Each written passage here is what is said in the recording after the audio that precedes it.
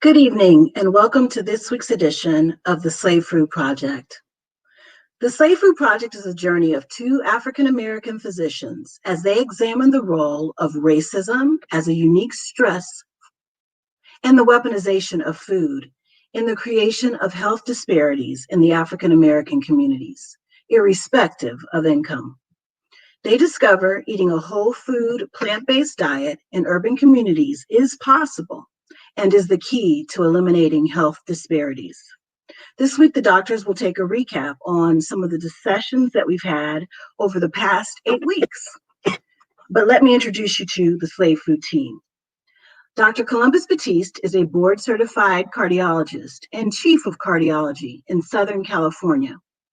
Dr. Batiste's mission is to share information so that each one can teach one about the benefits of plant-based nutrition, daily exercise, and stress reduction.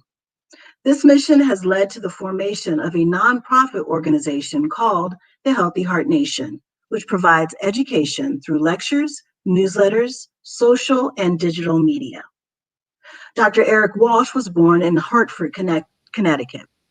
He is a graduate of the University of Miami School of Medicine, Loma Linda University School of Public Health, where he received his master's and doctorate in public health. Dr. Walsh has embarked on his own plant-based journey and as a result has lost more than 70 pounds by adopting this lifestyle. Dr. Walsh has committed his life to speaking around the globe through his preaching and healing ministry. Thank you again for joining the show and for your commitment. All right, welcome back. Welcome back. How are you doing, Eric? Good to see you. I'm doing good, man. Just enjoying the last bit of summer here in Connecticut. Yeah. Oh man. Yeah. No, it's quite burning here in California, to say the least. Already getting chilly here. So it's all good. I'm excited about tonight's program. Absolutely. Can't believe it's been June 19th was when we kicked this off, when we took this to the whole social platform, and time has just flown by. It's flown by. And I really enjoy the support we've garnished during that time, and a lot of the kind words and encouragement we've gotten from those who have been participating with us. So to start off by thanking everybody. Absolutely. A round of gratitude, especially to Danette Batiste behind the scenes, Brian Hardy for really helping out and pushing the message forward. And so we're happy, but let's get into this because we had some really phenomenal speakers who've come on and they've joined us. And this is just the tip of the iceberg for what we have in store for the future. But we wanted to pause for today and kind of hit a recap. Let's go ahead and look backwards and highlights over the past several weeks or many weeks, as well as looking towards the future, visions of a healthy future, which is really what the purpose is throughout all of this.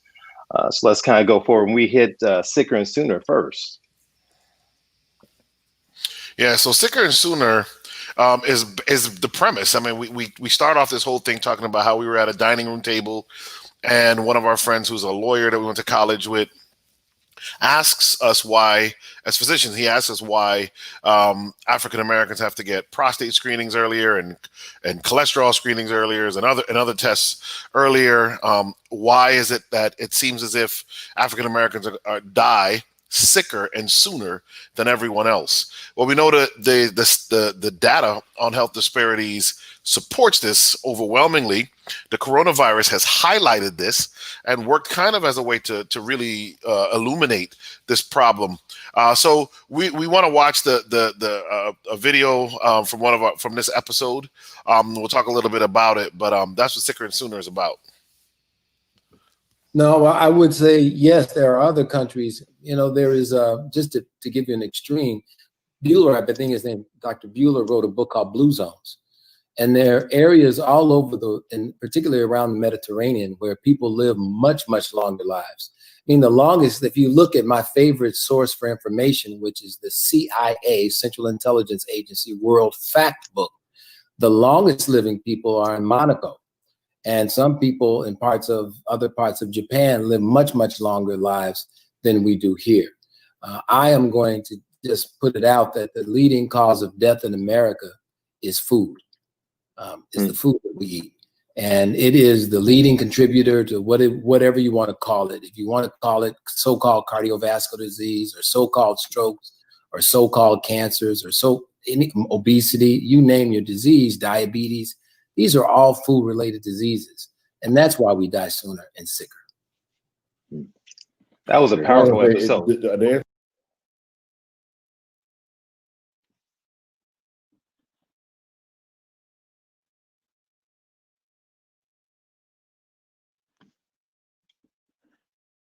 The standard American diet is what he's speaking to. He's one of the great public health experts in this country, and isn't it incredible? I mean, he nails it. It has everything to do with food. We add another layer to this, as we'll talk about in a second, but that is one of the major reasons. Absolutely. The food is indeed the major reason. And what we brought out during these episodes, and you may have mentioned it, I'm not sure if you went on mute or if I went on mute during that brief moment, but the fact of the matter is that America is living sicker and dying sooner, as evidenced by the coronavirus, right, compared to the rest of the world globally. And what we're finding as a subset is that African Americans die sicker and sooner amongst the sickest and the sickest of the world.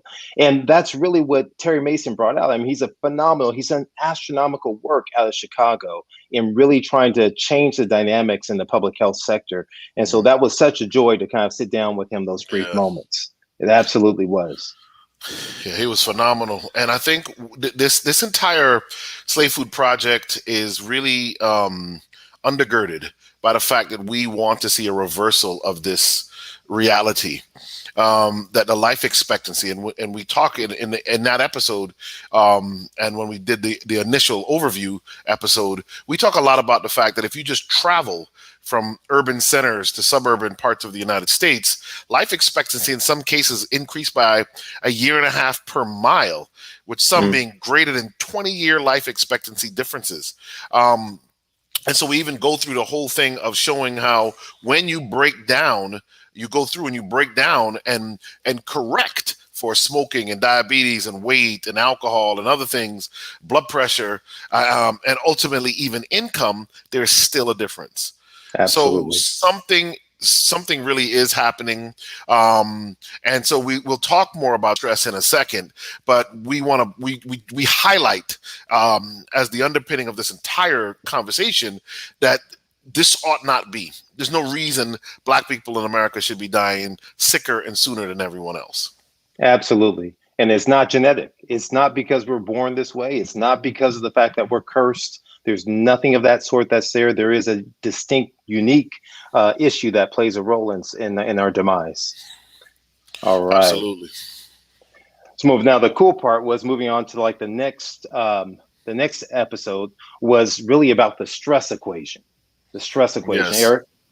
So this is one of my favorite ones because I think this is the invisible enemy in America. And let me just say, this is a problem for all Americans. We know that. However, African Americans carry a unique stressor in trying to deal with the stress of racism. And, it can be real or perceived. But of course, we know that there's a lot that is real. And what's going on in the country right now has bubbled a lot of that up to the top so that everyone can see it. But, for me, as an African-American male, I'm well educated. And still, I go into stores and I will see people look to see if, at me as if they wonder, can I pay for what I'm looking at? Or, if the police pull up behind me, my heart races a little bit, not because of anything I've done now, but just from growing up a little bit apprehensive, being African-American and dealing with the police. And obviously there are many good police out there. I'm not saying that. It's just this kind of constant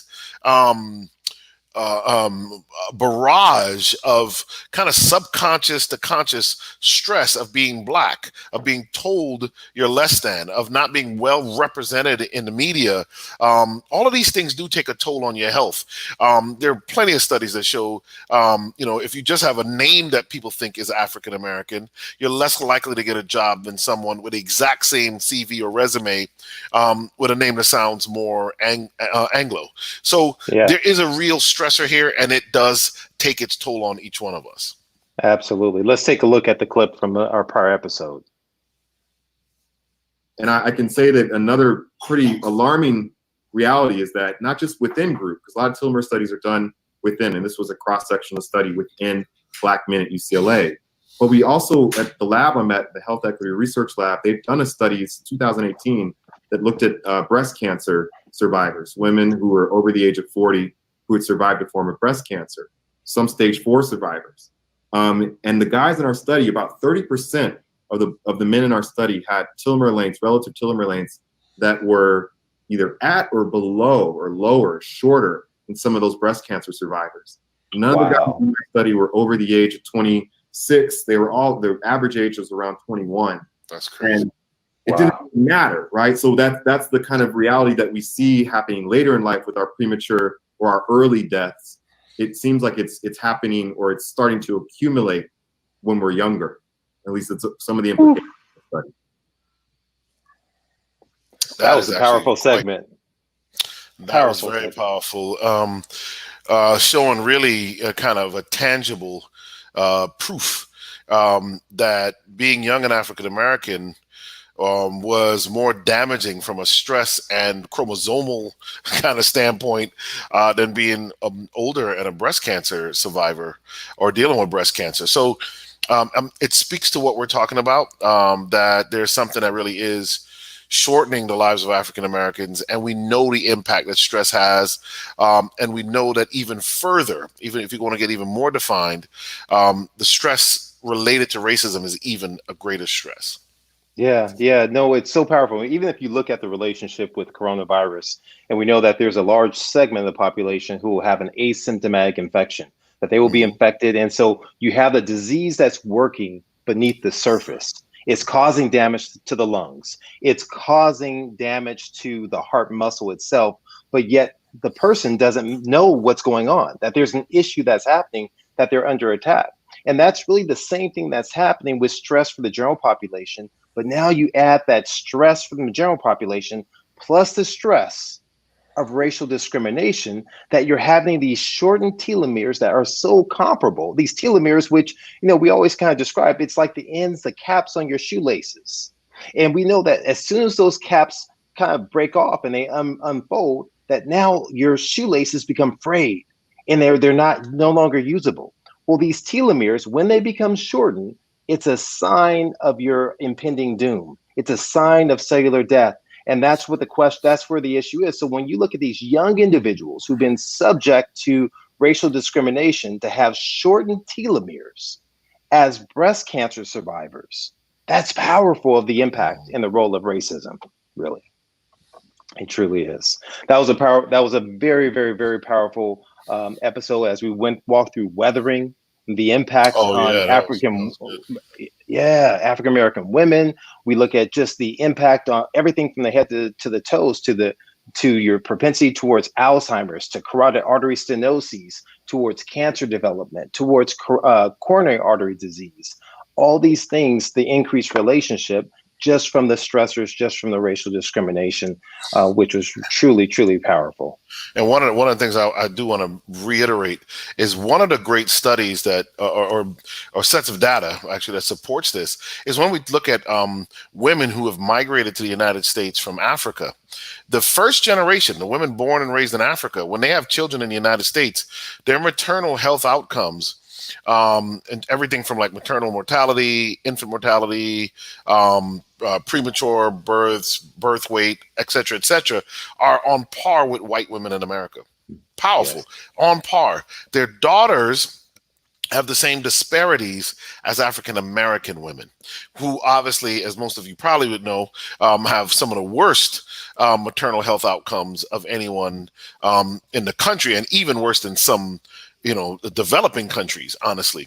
So you look at that and you have to ask yourself, what happens in a generation to those young ladies that they would have these birth outcomes that look like this? And it has to do with this stress. And it is, again, unique to African Americans. Something about being in America makes Black people sick.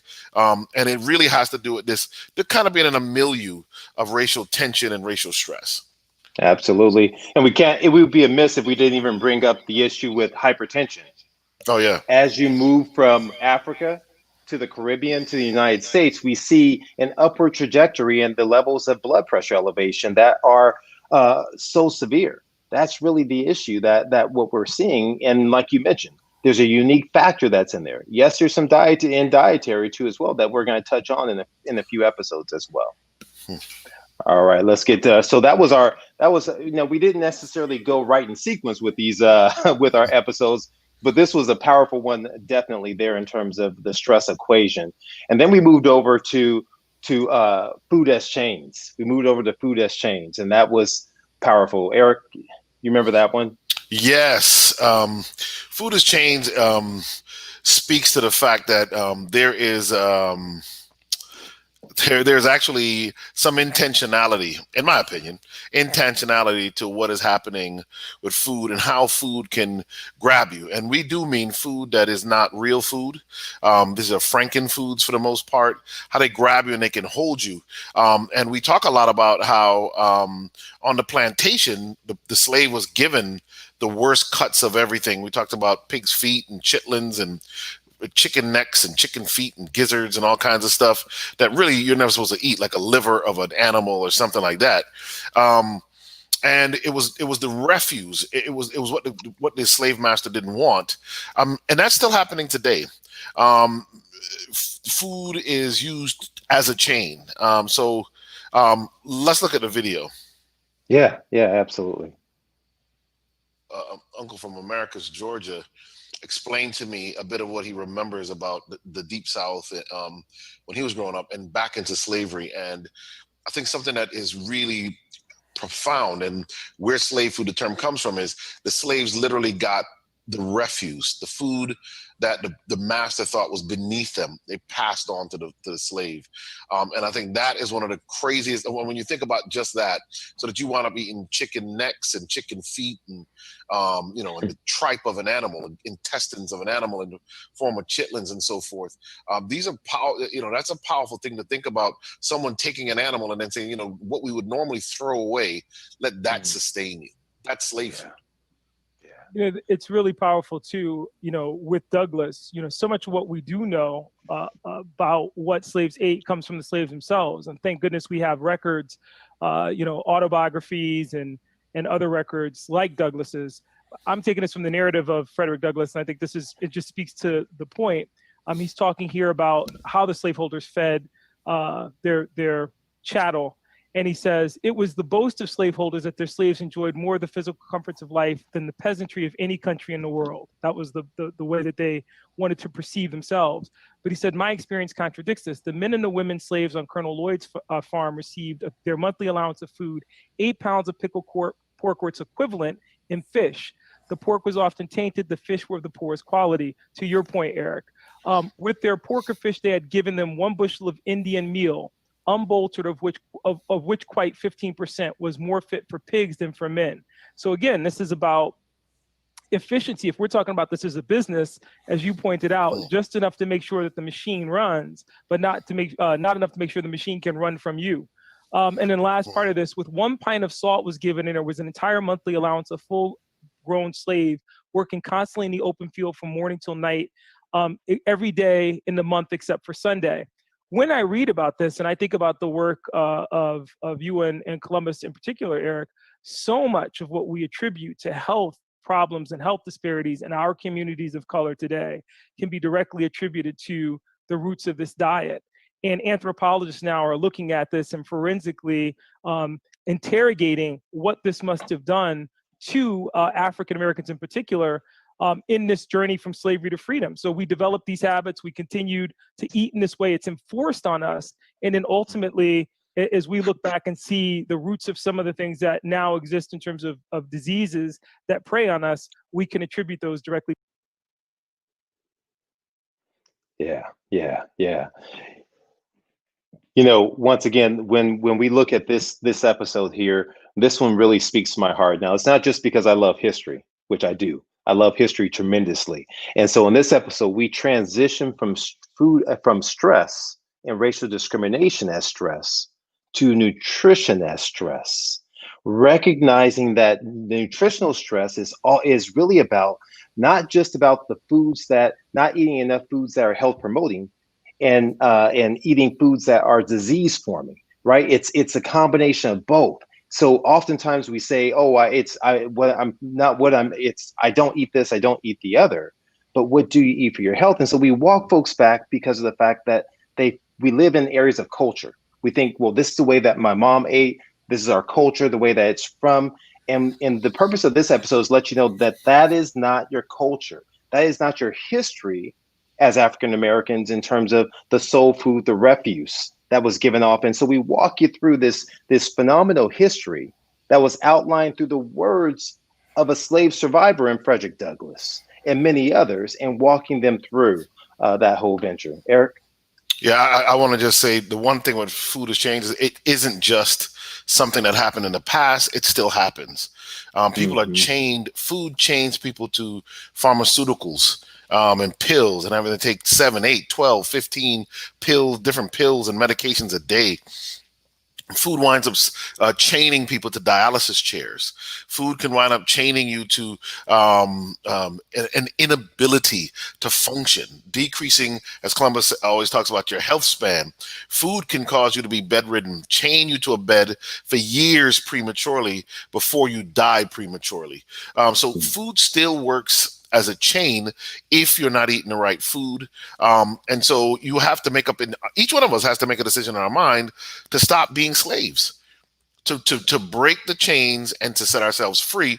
And that's really what this is about. It is not easy because when you're on a plantation, Malcolm X had a great line when he talked about the plantation. He said, the field nigger or the field hand would hope that the house would be burned down, but the house slave would say, "Massa, we sick. Massa, we house on fire." It wasn't his. Him and the master aren't the same person, but that person would actually hope things got better.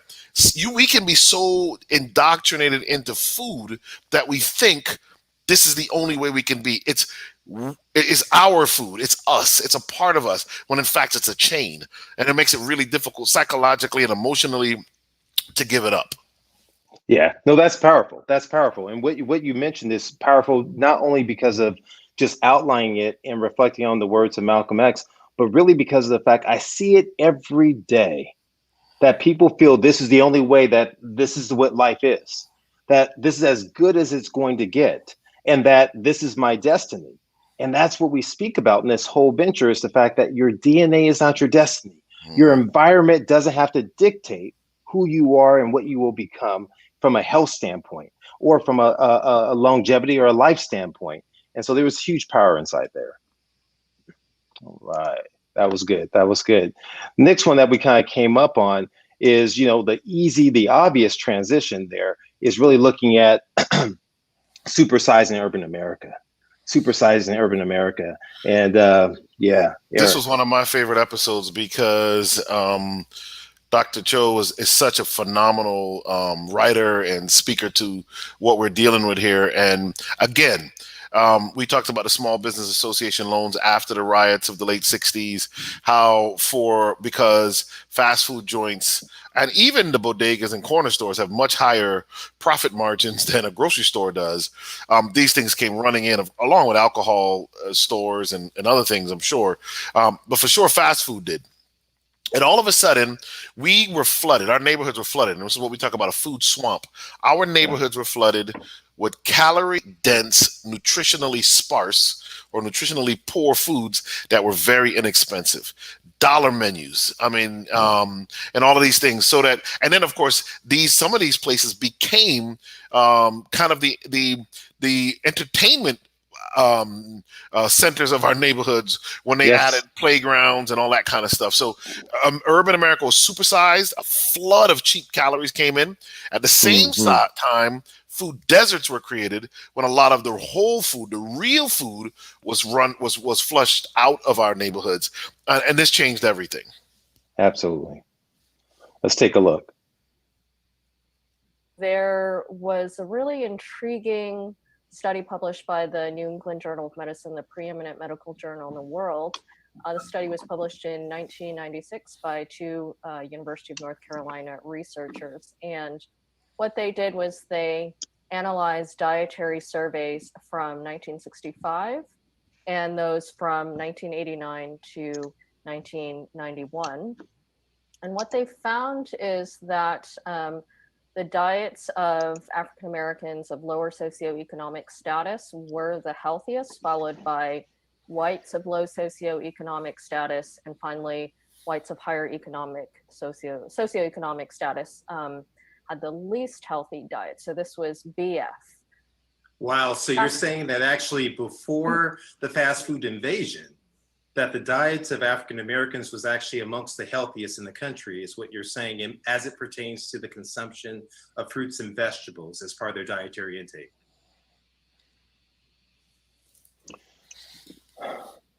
That's crazy. This segment tied in very well the prior segment, because what it said is that during the Great Migration, as African Americans migrated out from the South to escape racism, to the North and to the West and so forth, despite being inside the cities where they didn't have access to the plots of land to grow vegetables or the free willing, they still had maintained on average a healthier diet than the rest of the country until the fast foods invaded. And so just taking a step back, that was so powerful, because growing up in South Central LA, I lived it and didn't realize it. You know, you don't understand if you're not wealthy when you're a kid. You just understand love and support and family. And I never forget, I tell this story before and time again, driving 20 plus miles with my dad to the grocery store, never understanding until I became an adult.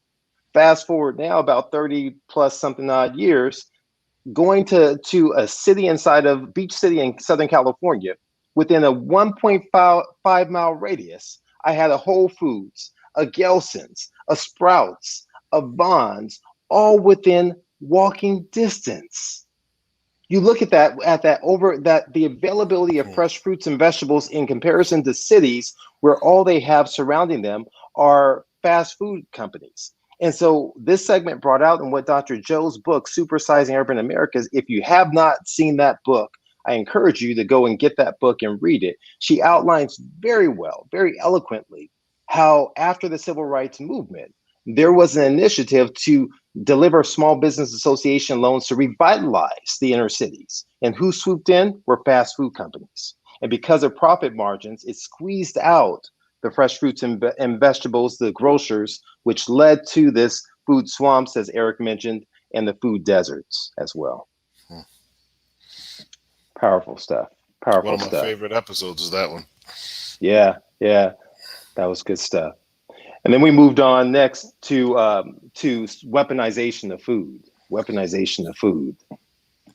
Now this one is was really heavy, and the gentleman that joined us was just phenomenal. And Malcolm Speller, and he, let me tell you something. He gave us a kind of a glimpse behind the scenes, and to look at how food is created.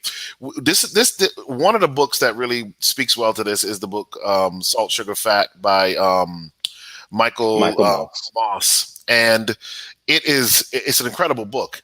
Our guest actually was able to really support all that's said in that book and then kind of take it a little bit higher in many ways. What we know is that food is weaponized. So we talk about food being chains.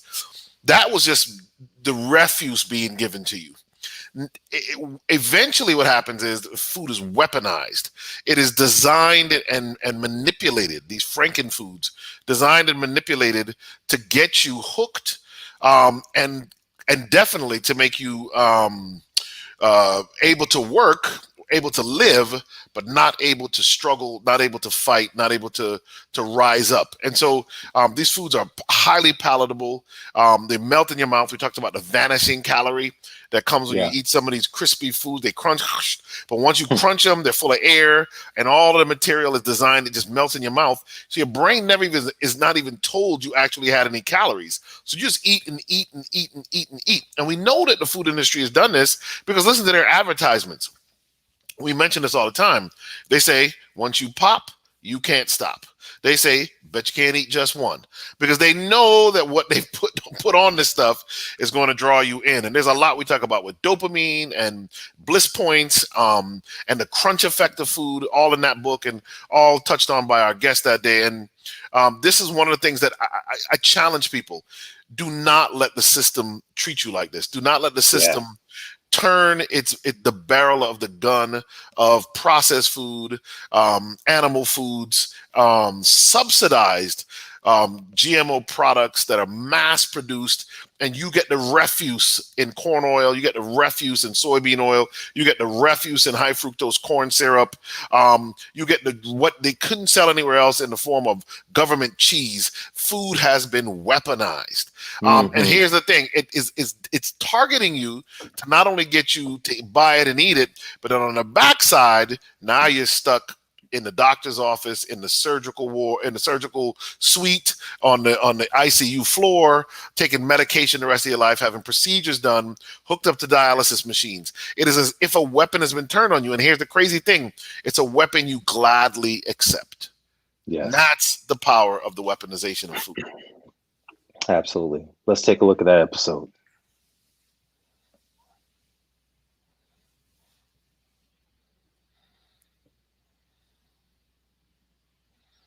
All right. But one of the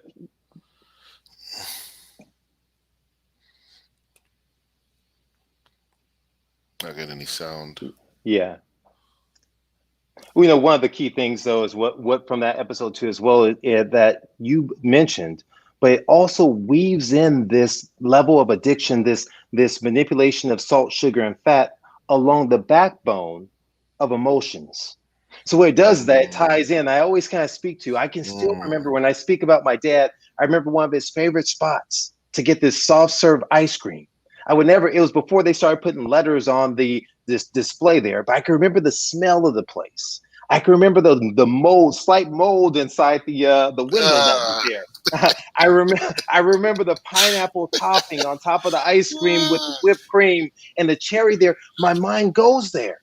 So now when we give kids foods because they do well, we give kids food when they're sad, we give kids food when they work hard.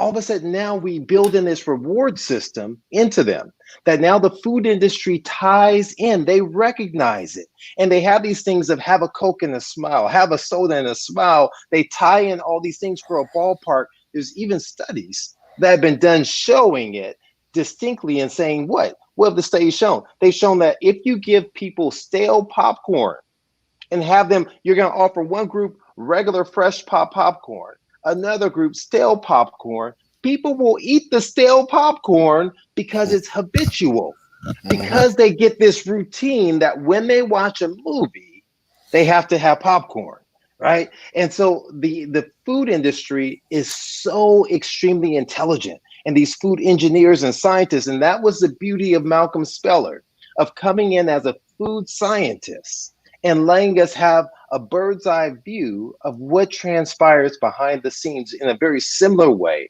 to what's shown during the Salt, Sugar, and Fat book itself.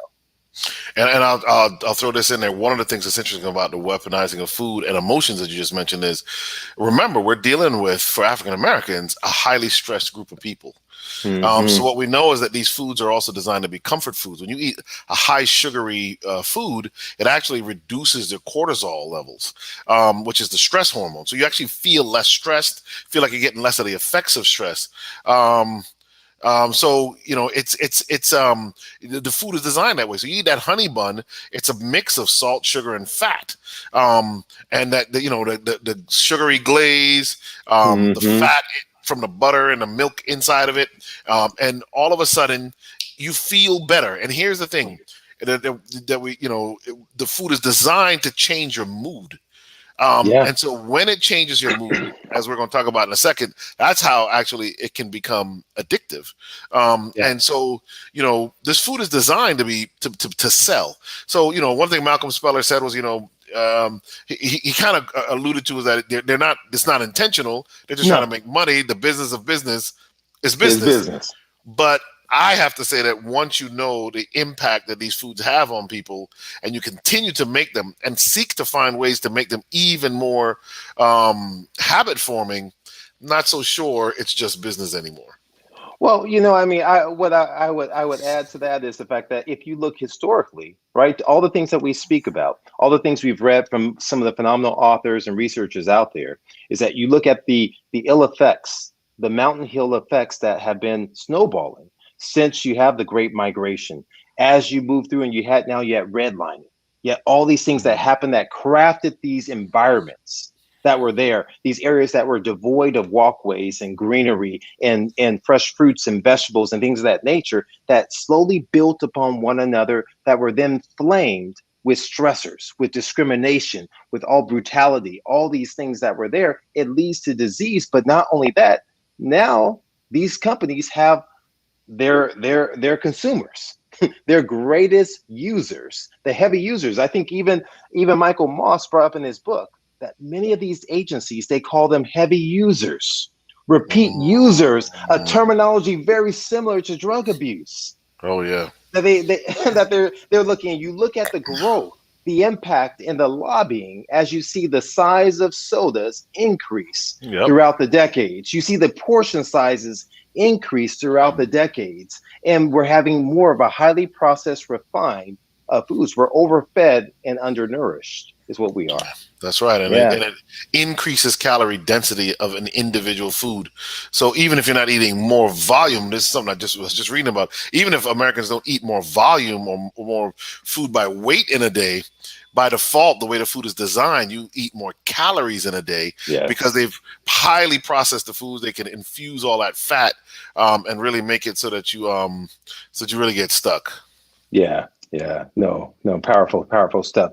And then we moved on after we kind of left weaponization of food, which is a hard one to lead because, man, it's like once you know it, I felt like the movie, I don't know if you've ever seen it, Eric, you're a better person than I am, The Matrix. Yeah, I saw The Matrix. Once you peer behind the veil and you know what's really going on, it's like, man, can I continue to live like this?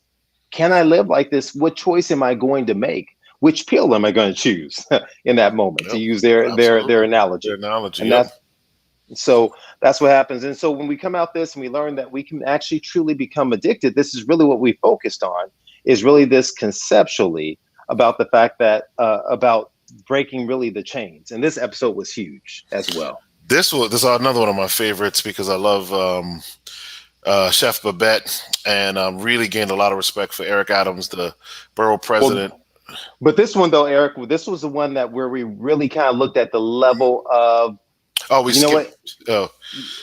yes, this is the one. This is the one because we taped them out of order. But this was a good one because we brought in a psychiatrist, right, Ricardo White, right? and we had Dr. Dexter Sherney, the head of the American Academy of Lifestyle Medicine. Yes. Correct. So now this one was So actually, you're right. This transitions from the last piece because what we found is that you have to almost, for some of us, you have to view your food habits the way and dealing with them similar to how you view an addict would view walking away from drug addiction. So you've got to ask yourself, what are all of the things that contribute to it? And Dr. Ricardo White really did do a good job of mentioning, how does the food make you feel and some other things. And the fact that, one of the signs of addiction is that no matter how bad the side effect of whatever it is you're doing, you continue to do it. And so even as you get bigger and bigger and bigger, as you get sicker and sicker and sicker, as you go on more and more medications, nothing changes about the way you eat, even when you know you could eat better. But the thing that stuck out most from what this episode was that you can't out hustle your subconscious. That was the line of all lines right there, right? Because that was awesome. Imagine if they glamorize heroin, if they glamorize cocaine, if they glamorize things that we knew are detrimental and can destroy families, that can end. You talk about generational wealth, and where heads of family die sicker and earlier, that they may live longer, but they're sicker and unable to work and be productive, financially sound, or either they die early, and because they die early, maybe there's no inheritance, there's no wealth, generational wealth that's accumulated at all. And so there's so much power really in this idea of addiction. And so you have these advertisements that target Black and brown individuals is what really came out a lot in this episode too as well, that it targets the kids. And it leads, and not only that, the pricing is reduced, that we learned about earlier on in Supersizing Urban America about the FDA subsidizing of foods. And these same subsidies that lead to disease burden, they lead to increased heart attacks and strokes and diabetes and so forth. It was also a powerful episode. Very powerful episode, and this is something you have to make a commitment to. As we went through this one, I realized it's similar to like the Underground Railroad. I can imagine the angst that the slave would have had when Harriet Tubman, for example, shows up and says, "Hey, listen, we're leaving. Who's going with me?" You have to think hard. Okay, it's horrible on this plantation, but here is, security, food, and of course torture. So you look at it and you say, man, you balance it out and you say, which one do I want? But there's an uncertainty in running. If I get caught, they'll kill me or maim me. But the slaves, that ran, they said, listen, my freedom is more valuable than maintaining myself in slavery. And I think a part of what happens to a lot of us is we're more concerned with the comfort zone we're in rather than the struggle it will take to move to the next level. So you got to make a decided decision to break the chains. And even if you fall, you got to keep getting up and making a decision to break the chains. Absolutely. Let's try and see if we can get the video for this one.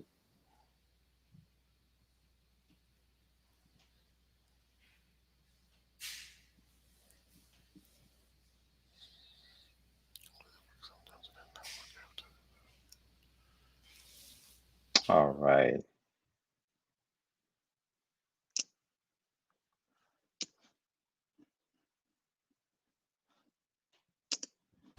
Yeah, the other thing though with that, sorry folks that we're having trouble with the videos here today, the recap, there was some powerful things. The other thing that we also transition and breaking the chains is really the power to really break disease, to get over disease. And one of the things that I love the analogy, and I love analogies. Someone actually told me, they said, you know what, you and Walsh are a good team. They say he breaks it down and punches us in the face and lets us know what's going on, and you try and give us all these 1,000 analogies about what's going on.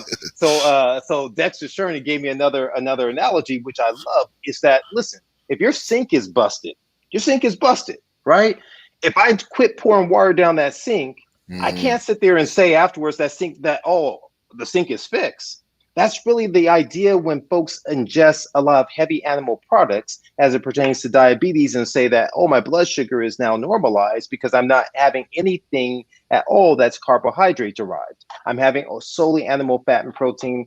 And that goes against even how we diagnose diabetes in terms of an oral glucose tolerance test, in terms of some of the other avenues. And so that was a powerful one because we learned inside of our lecture. And so for those who haven't seen, go back and watch our Juneteenth lecture or listen in length to this particular lecture on breaking the chains. We speak to the power of nutrition to break the chains for high blood pressure, to break the chains for coronary disease, for diabetes, for stroke, to help prevent Alzheimer's disease.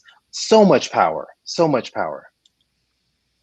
Well, one of the things I say is, in that episode, I mentioned that, we know that if you eat foods high in potassium, greens, like you can see the picture behind us there, there's the spinach, greens that are high in nitrates and potassium, it actually naturally lowers the blood pressure.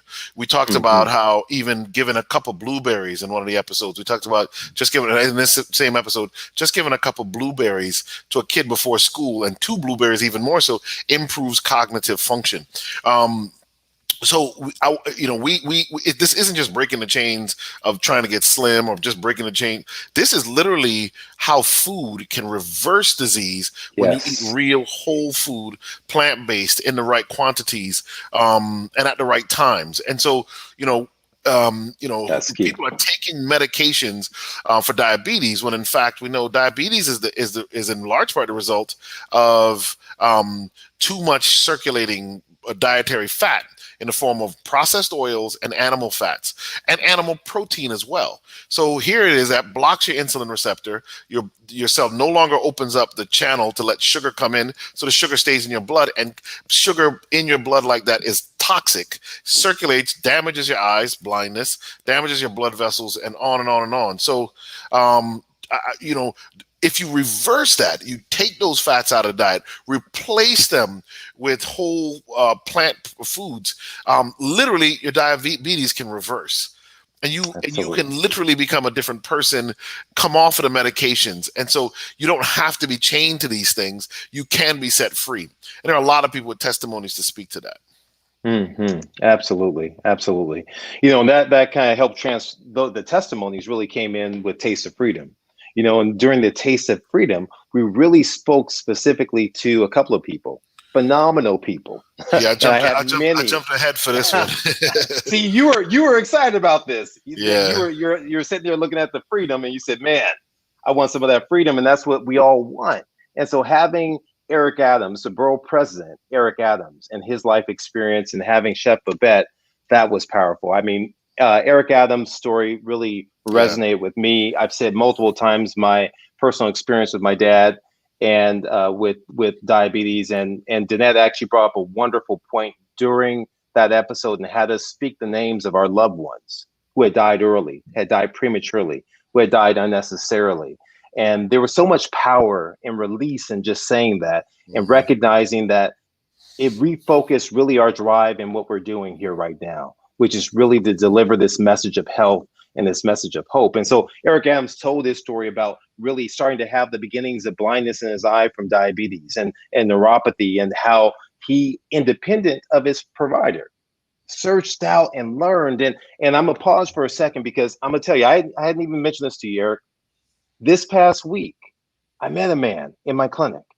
This man actually was willing to drive hundreds of miles to come and see me. Wow. Because of the fact that he had heard about the power of a plant-based nutrition. Now, here's the thing. He didn't need to see me because he had already learned enough.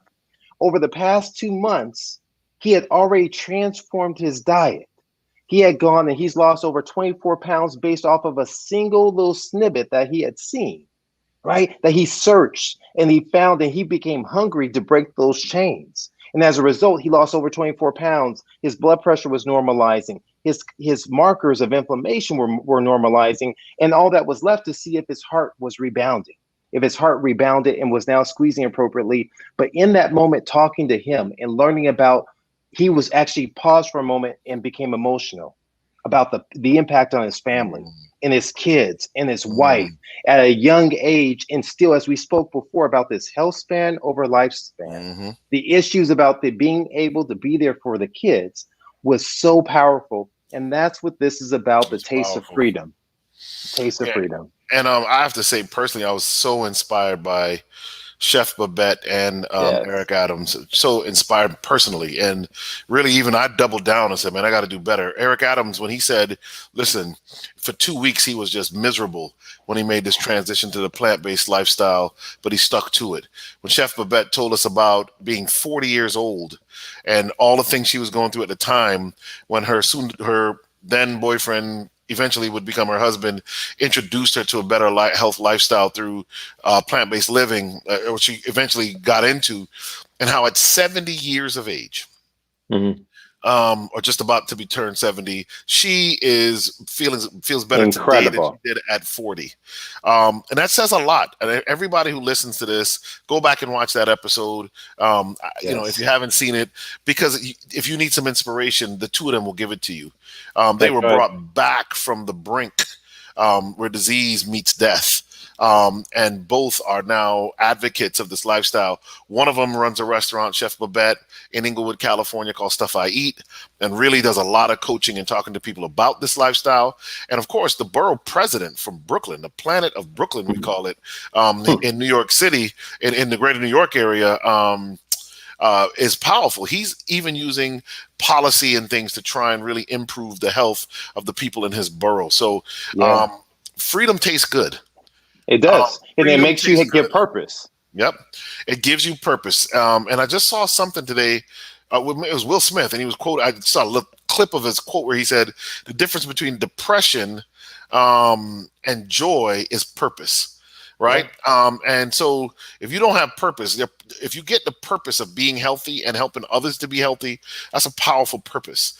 So, you know, and it'll help motivate you to be able to make lifestyle changes for yourself. Absolutely. It is powerful. And I applaud the borough president so much with his role as far as in the education system with our kids, the future, and his role in transforming and helping assist to transform some of the hospitals to deliver health promoting foods while folks are there suffering and ill. Chef Babette showing all of her examples of everything that she's doing. That was so huge. She's been on TV shows. She's been on the Steve Harvey show. She's been on TV series on HBO and Showtime. And she's such a wonderful representative of what this lifestyle can do. I think that's huge. And I want to say it again, you know, I think what happens sometimes is, you know, when you're on the plantation of junk food and emotional eating and animal products, you think that that's the best you can be, and you may forget sometimes that you're actually on a nutritional plantation, as it were, until you taste freedom. And you start to feel better. Dr. Ricardo White spoke about this. I think Eric Adams talked about this. Chef Babette spoke about this, that once you feel better because of the change you make, it's easier to make the change. Columbus does a great job when he describes the first time someone drinks coffee or the first time they drink alcohol, and you had your patients in the room raise their hand, and nobody liked it the first time, but they kept going because of how it made them feel. Mm-hmm. Freedom feels amazing. It feels better than caffeine or alcohol will. A clear mind, good night's sleep, being able to get up and run, jog, jump, throw your grandchildren up in the air and catch them. That feels good. Not having to go get dialysis or blood transfusions or chemotherapy. All of that is powerful motivation. And that's what you got to keep in front of you, because the poison of the American diet is a slow poison. So as you take a bite of it every day, you don't realize you're slowly killing yourself. Yeah, absolutely. Absolutely. You know, that's the thing. And so what we can do is, for anyone who wants to go back and watch these, remember, slavefood.org. On YouTube, you can go to Slave Food Project, share it, like it, follow it, live it, love it. We want you to do that. We want you to register. And what we want to get into and begin to transition right now and in our final moments is really, how do you do it? How does one go about this whole idea of transitioning towards a healthier lifestyle, right? Where the central component is really that of nutrition. And it's something that we've coined, we characterize as plant-scription, right, Eric? And so I'll start it off, and we just kind of go in and we want to kind of walk you folks through this over the next little bit. But the first thing is, I always recommend is getting a support group. And that support group, eventually we're going to start a subgroup within this page here that can be a support group. But there's individuals who are watching these episodes who've commented, and we encourage you to comment. And so connect with everyone that you can who wants a better way of life, because even in this period of time in which we're physically distancing, it doesn't mean we have to socially distance. So I'd say sign a contract to yourself, because I want you to be selfish. This needs to be about you. And so you can first help yourself, connect with supporting, eliminate those temptations inside your home, the sodas, the sweet tea, and you want to focus first on trying to at least increase your water. Eric, what's your goal? How much water do you normally try and get in every single day? I'm bad with water. So if I can do 3 or 4 bottles a day, I'm actually pretty happy. But as you guys have seen on the show, and Danette points out, at the end of the day, I do try and catch up with these giant cups of water. So usually later in the day, I actually sit down and I'm thirsty because I've been going all day. So I try and drink a lot of water. Because I know that is one of the things that's going to really help flush my kidneys and keep me healthy. Absolutely. The water intake is huge. Whether or not we look at our urine, if we're not on medications that will discolor your urine, if you're inside of climates like where I'm at, where it's 100+ degrees, you for sure want to get a half your body weight in water. So that means if you're 200 pounds, about 100 ounces, you know. Half your body weight in pounds, in ounces. Correct. Yeah. Converting it that way, you know, so getting the water in, that's going to help, as well as we want you to get active, get moving. It's not, I'm going to be a heretic and say, forget about the exercise, but get active. Simply walking, right, is huge. Parking further away, taking the stairs if you're able to, trying to shoot for a minimum of 6,000 steps if you have disabilities or you're limited in activity, if not 10,000 steps or 30 minutes of activity. The sleep is the key. These are the beginnings of the pearls, right? These are what we call the keystone foundations. Trying to get a minimum of 7 hours of sleep, so hugely impactful, really, as far as in the process of your hormonal surge. And Eric, you speak to this all the time about the ghrelin and leptin. So sleep is important for a lot of reasons. One, of course, it's when you sleep that your immune system does most of its work. So if you're not sleeping during a pandemic, that's not a good thing because you need your immune system functioning well. But in terms of appetite, and I won't even get into the ghrelin and the leptin on this one, the studies just show that when you sleep are sleep deprived, you consume more calories the next day. So somehow sleeping helps regulate your appetite, and that probably has everything to do with leptin and stress levels, because when you don't get enough sleep, you increase cortisol levels as well. Sleep is critical and something that you can't cheat yourself out of.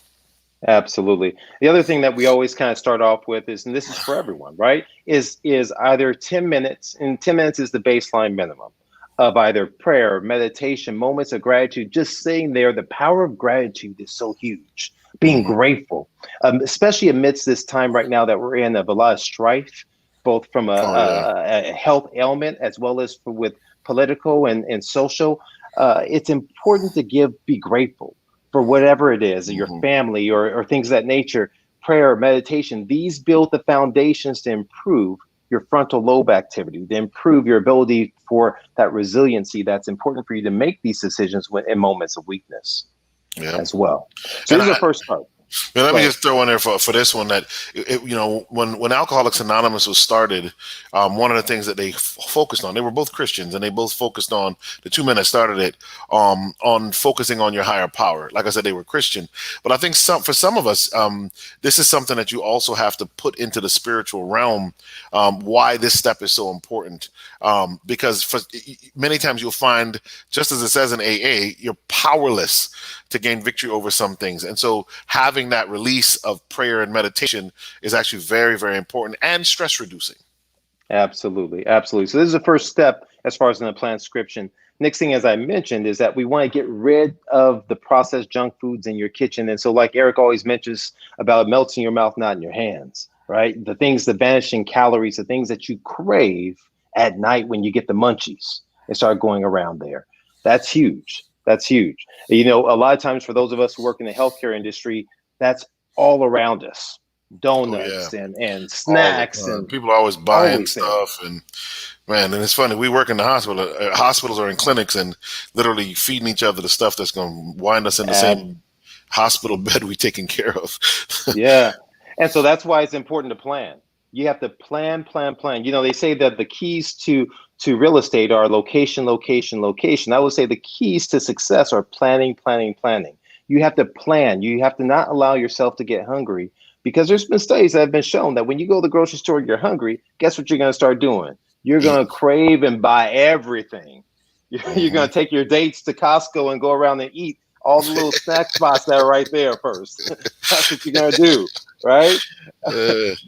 The other thing that you want to do, especially if your main goal is for weight loss, is avoid the oils, right? Because the oils, especially once they achieve, and this even goes for olive oil, because olive oil was not meant to be boiled so you can fry stuff in it. These oils are about 125, 126 calories per tablespoon. Per tablespoon. That's a half of an ounce. That means the 1 ounce is 250 calories. How many ounces do you dip the bread in? How many ounces do you fry? And so now these and the salad dressings. Yes. So you get a salad and you smother it in an oily salad dressing and really destroy the benefit of the low calorie, high nutrient foods that you're eating.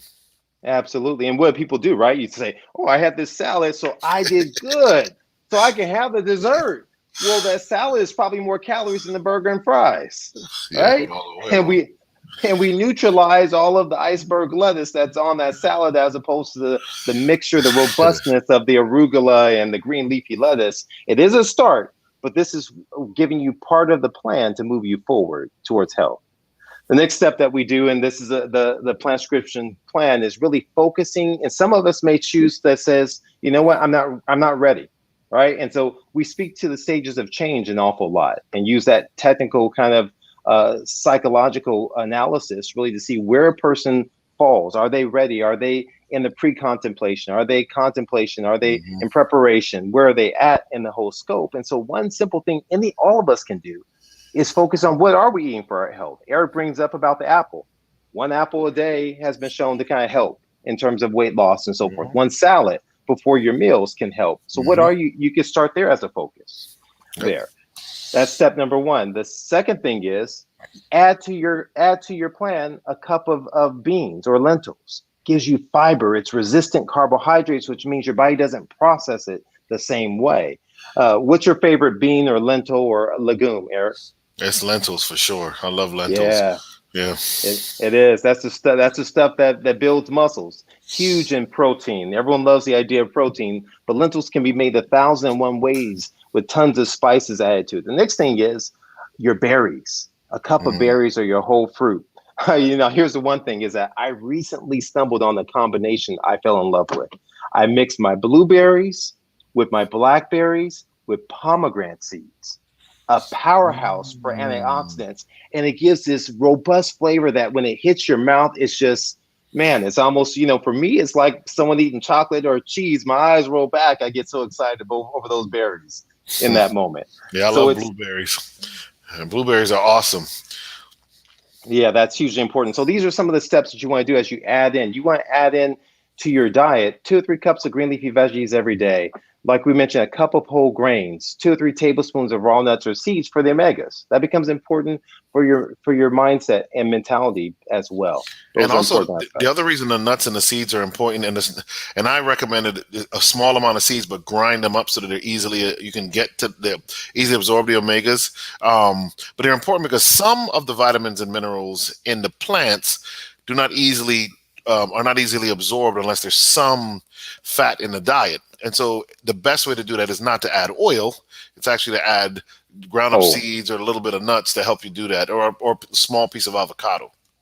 And here's the thing. I'm a recovering snackaholic as I am a recovering sugarholic. I don't snack. I try not to snack on nuts. I won't say I don't snack on nuts. I really try my best not to have it because guess what? I can't stop. Even though it's healthy for you in small amounts, it's been shown to be beneficial for you.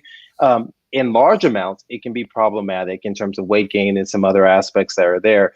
So you have to be careful. But there is, from a science standpoint, and for those who are overeaters and have levels of addictiveness, you may have to really caution. And so you may add this as sprinkling it on top of your smoothie, on top of your oatmeal, on salads and things of that nature, as opposed to snacking. It becomes important. This is what I find as the most important aspect to the plant-scription plan. This is not something that's all or none. One of the beautiful things that science has told us, specifically from the Adventist Health Study out of Loma Linda, California, is that any moving from eating any and everything to eating a plant-predominant diet, we know that there's astronomical improvements in blood pressure, diabetes, weight loss. So it's not an all or none phenomenon. And so when I speak to the entry level, when we speak to the entry level in this plan, we're saying, yeah, I'm not going to recommend you continue to eat red meat or processed meat because that's a class 1 carcinogen, right? And I'm not saying that chicken and fish or dairy are good for you, but for some people, that may be the only spot they're willing to even try to come in, because in that moment, you're going to focus on those first 6 steps, getting in your veggies, getting in your fruit, getting in your lentils, getting in all those things before you even have any of these other substances. You're going to make the sides your main and the main the side if you enter in at the entry zone, right? That's going to be key. The next phase is the beginner phase, right? So I say entry, then beginners. Now you're going to get rid of, in addition to the red meat and processed meat, the chicken and the fish. You're going to leave the fat-free dairy for the moment. Not saying that it's good, but you're going to leave that there, and you're going to still focus on all those other beautifully good foods and begin to explore. Then you move to the intermediate phase where you get rid of the dairy on top of the chicken, fish, and the red meat as well.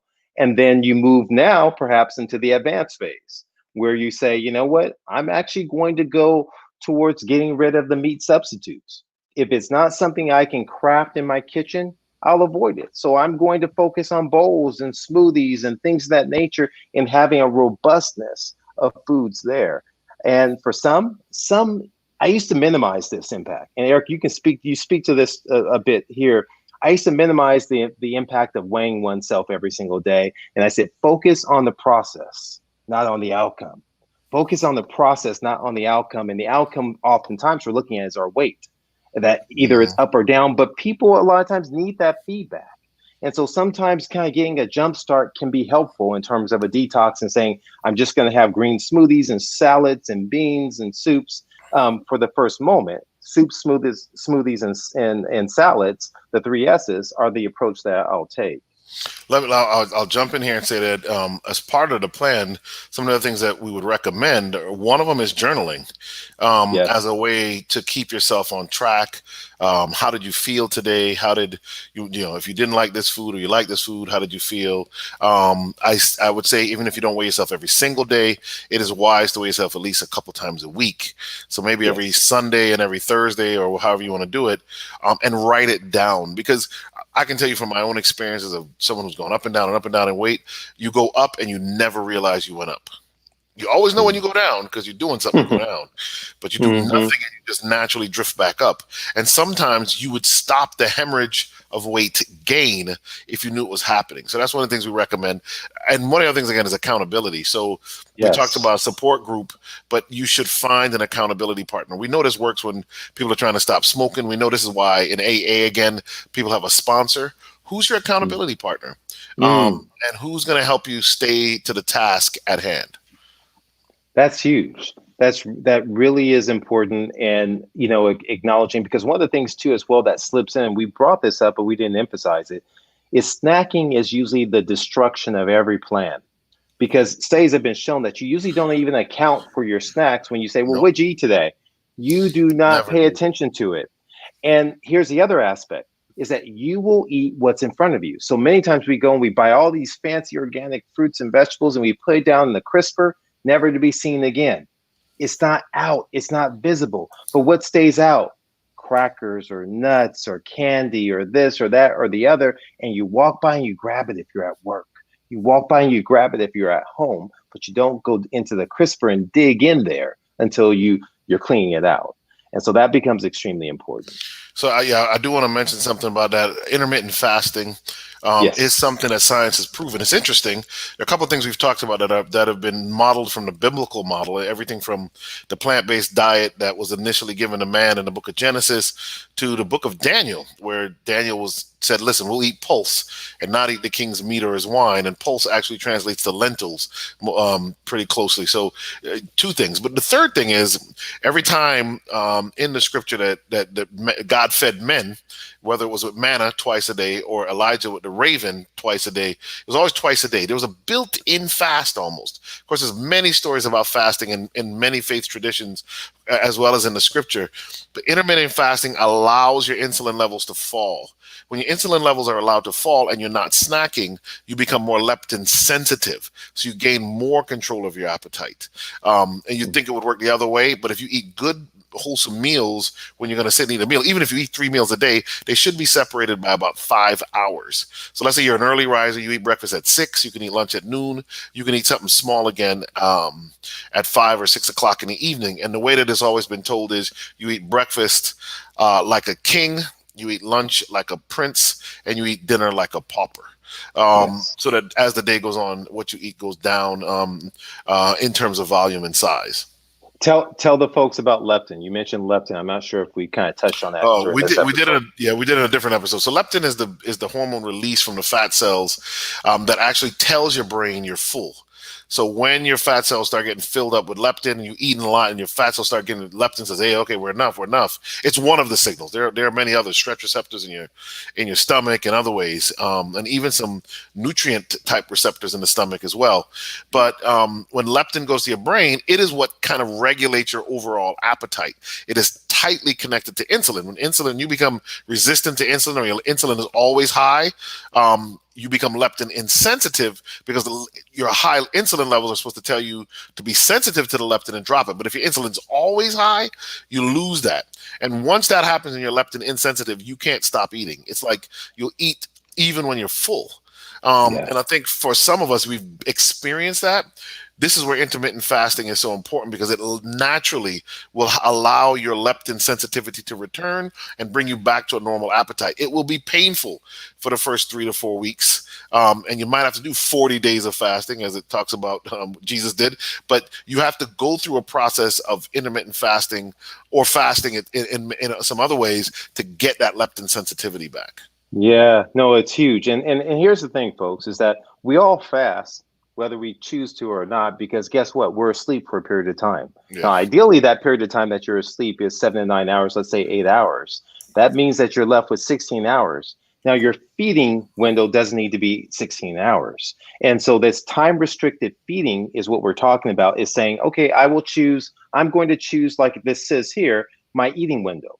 Maybe it's going to be 6 hours. Maybe it's going to be 8 hours. It depends upon your job, your life, and other aspects like that. But here's what we do know, and studies have shown us, especially for those who may be diabetic, who don't know they're diabetic, or those who are pre-diabetic, as they like to say, which I feel is almost like saying I'm a little bit pregnant. Doesn't make much sense. But when we sit there, when we sit there and we're talking about this, is that we know the later you eat your food, your body will not metabolize it the same way. So in other words, they did studies and they looked at individuals who ate fiber one cereal compared to like another sugary cereal. And so early in the morning, obviously the fiber one that had low sugar did better.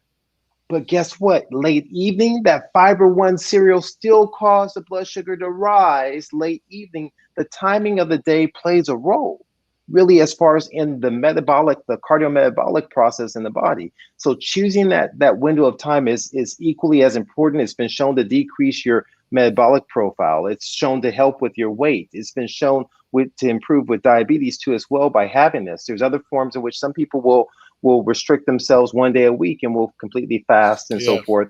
And so you'll have different versions of this intermittent fasting. But when we get specifically the most common and the easiest to be consistent with is the time restricted feeding that Eric alluded to. The other aspect, a large work that's been done by Walter Longo out of USC, University of Southern California, actually showed by calorically restricting yourself the first 5 days of every month will have the same benefit as doing this on a daily basis or fasting for a period of time. And so there's a huge power in it, and it's not complete.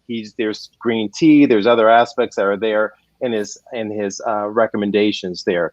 But when we look at this plant-scription plan overall, those are the meat, so to speak, of the plan. And the goal is for you to advance through the stages, stage 1 through 6, as you go through from entry to beginner to intermediate to advanced and so forth. But guess what? You may be in a situation which you go backwards. But the key throughout all the stages is you're focusing on what you are eating for your health. That's right. Don't give up. Don't avoid the what the heck moment when you're just like, forget it, I messed up. I was eating only smoothies and salads and green vegetables, and I had this, whatever. So I'll just wait and I'll start till next year. I'm gonna start in September. I'm gonna start in October or November. Don't do that. You start the next meal. Don't give up on yourself.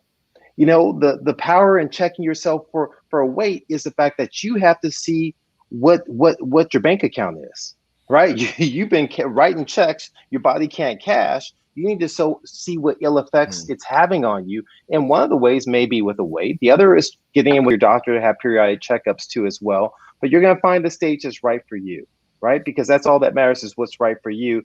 Choose that eating window. And then you decide how long you're going to spend in each stage. But the goal is to move and progress, to get better, to be better, and to eat foods that can transform your life and your health. That's the goal.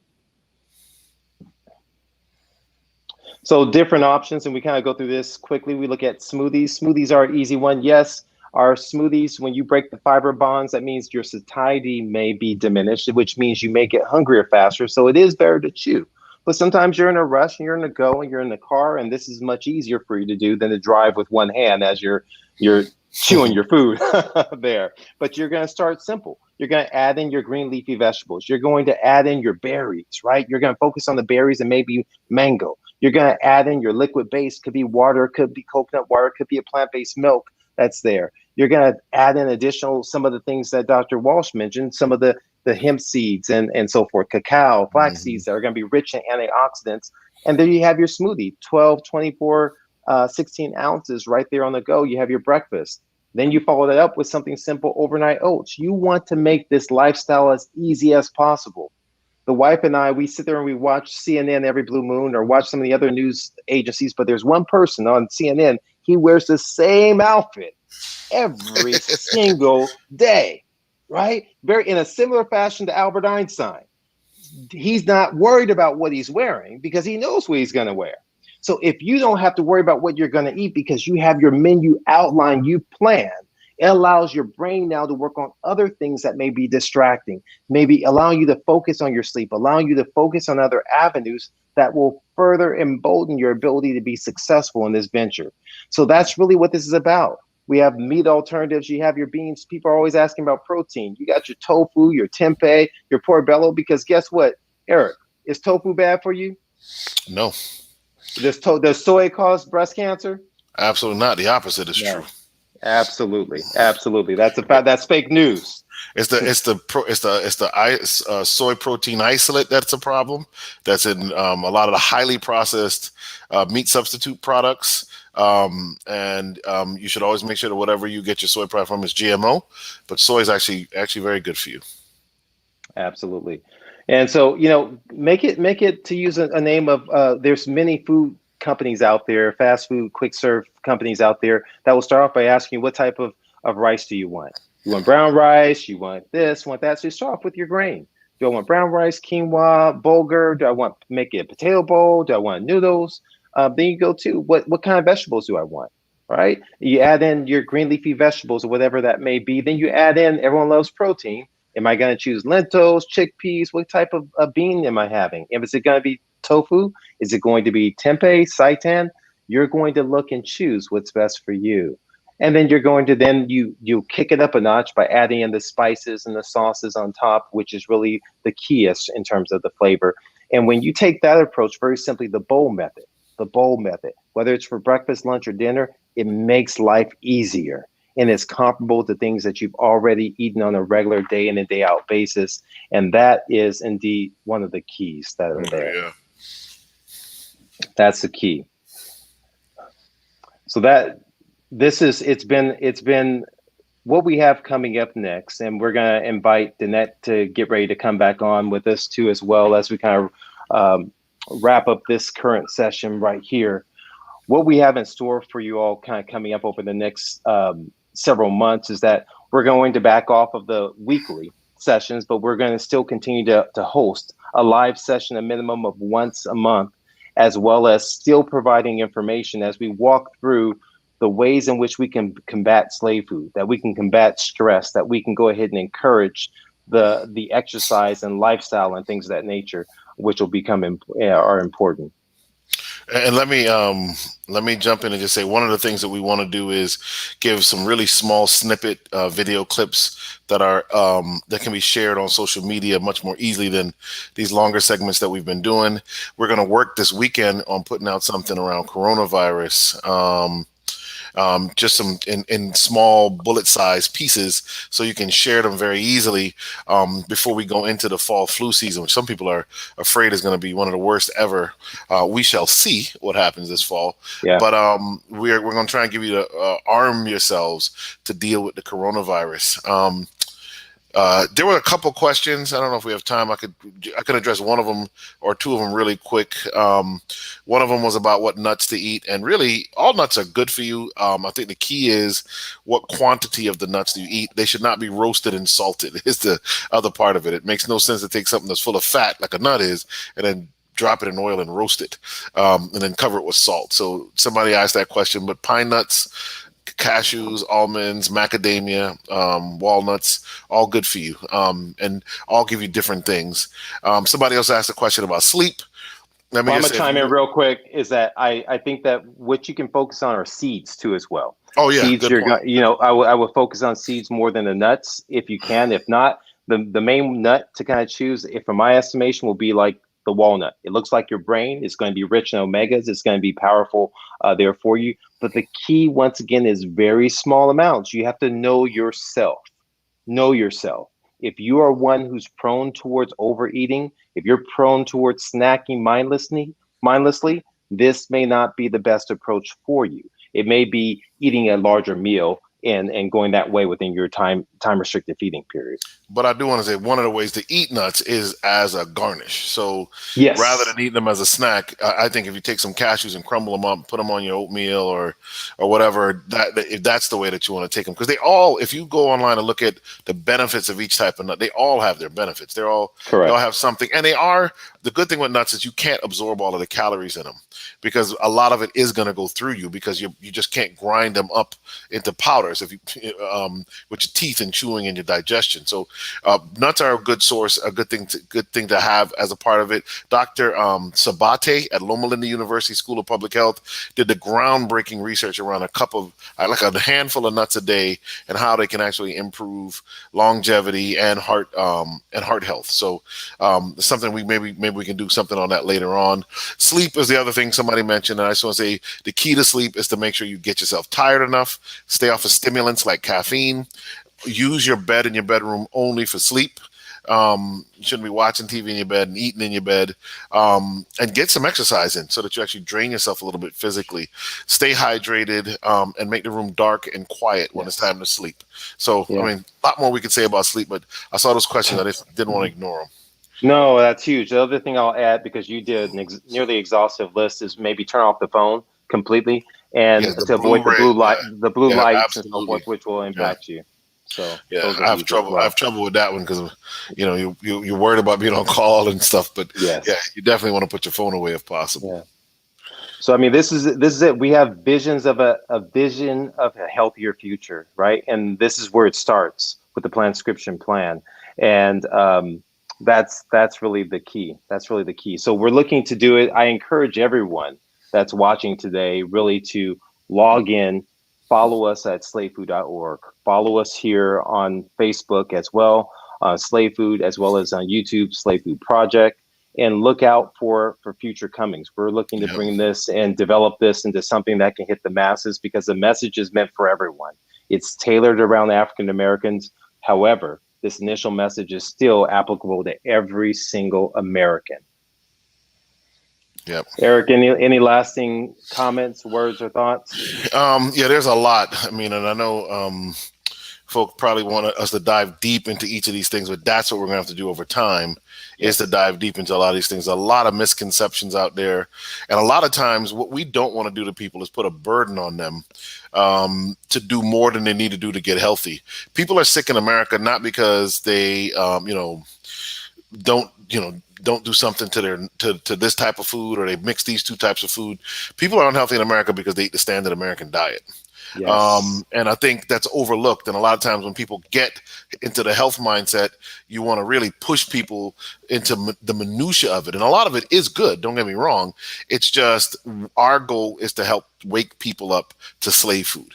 The standard American diet is a weaponized diet, and we want to move people off of that. So we're not trying to give people a lot of burden because a lot of people won't be able to carry the burden. But if we can move, as you saw in the plant-scription plan, it's very simple, move people to a whole food, plant-based way of living, you can actually not only prevent disease, you can reverse it. Absolutely. And, true to form, what I tell people in my clinic is the fact that if we're all setting out to run a marathon, some of us may be able to run 5 miles, 3 miles, 10 miles, just starting off. But there's some who are only going to be able to run 100 feet. The goal is still 26.2 miles, but the method of getting them to 26.2 miles will differ according to each individual. And so that tailoring requires a one-on-one interaction to some degree, but the recommendations are broad sweeping to kind of that are applicable to everyone to know that this is the trajectory, this is the course that we're looking to take. And so we want to encourage everyone out there, but we're hopeful and we know that this is going to come to light. And so there's a lot more in store. We have a lot more. So keep checking, keep following on the page as well as on the websites, and we will have information for you. And Register. Register. Yeah, I was gonna say register so we can send you emails, because again, we have some really good stuff we want to put together. Like we talked about coronavirus, but we go far beyond that, into how to prevent and reverse disease. Absolutely. Absolutely. All right. Thank you to you all. Have a wonderful weekend, and Nick, we'll see you soon.